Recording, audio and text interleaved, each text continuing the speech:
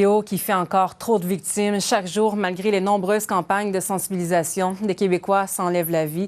Et en cette journée mondiale de prévention du suicide, Mélissa, une endeuillée vous a offert un témoignage à la fois bouleversant, mais surtout inspirant. Oui, rencontre très touchante, Chantal. Le conjoint de Kathleen Manceau s'est enlevé la vie, en fait, le 24 mars 2004. Il venait d'avoir 32 ans. Elle en avait 30.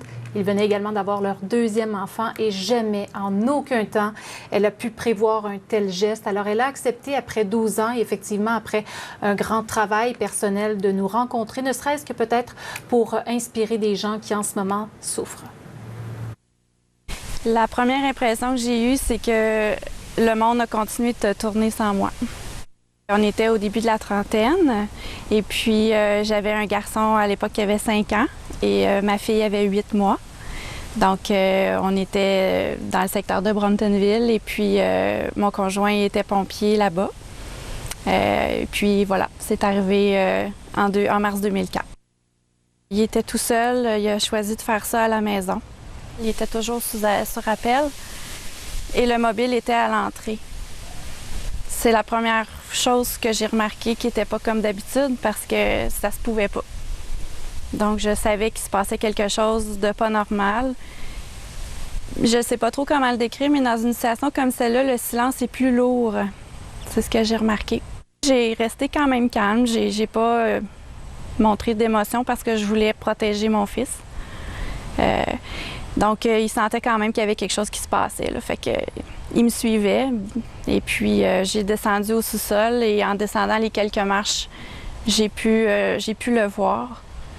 Puis, évidemment, bien, mon fils a suivi. Donc, mes enfants et moi, nous l'avons trouvé ensemble.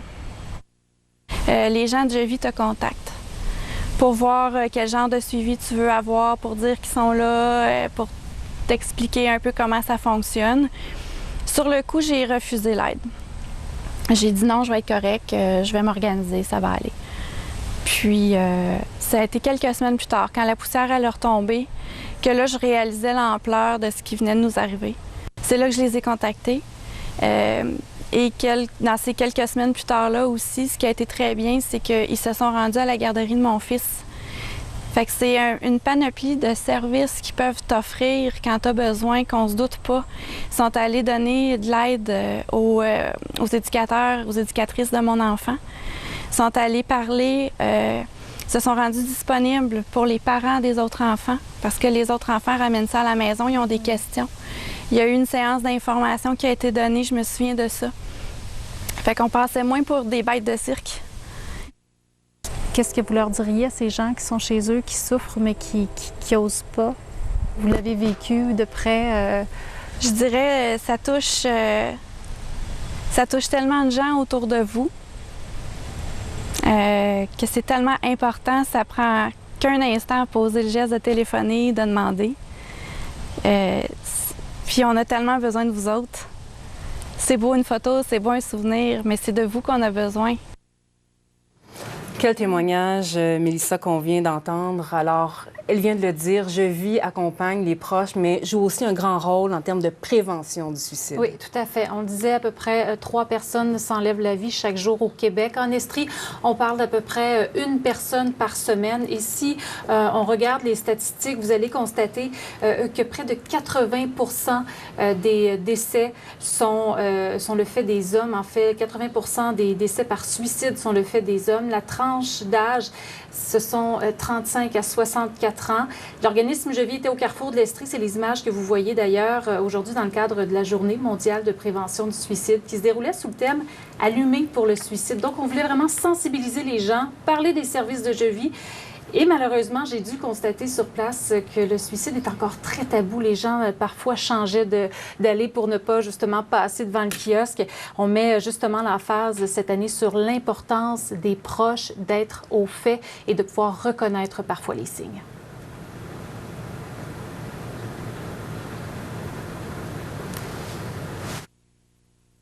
Quand on vient qu'à avoir des idées suicidaires, c'est qu'à un moment donné, on en vient à la conclusion qu'il n'y a pas d'autre possibilité pour mettre un terme à la souffrance que de s'enlever la vie.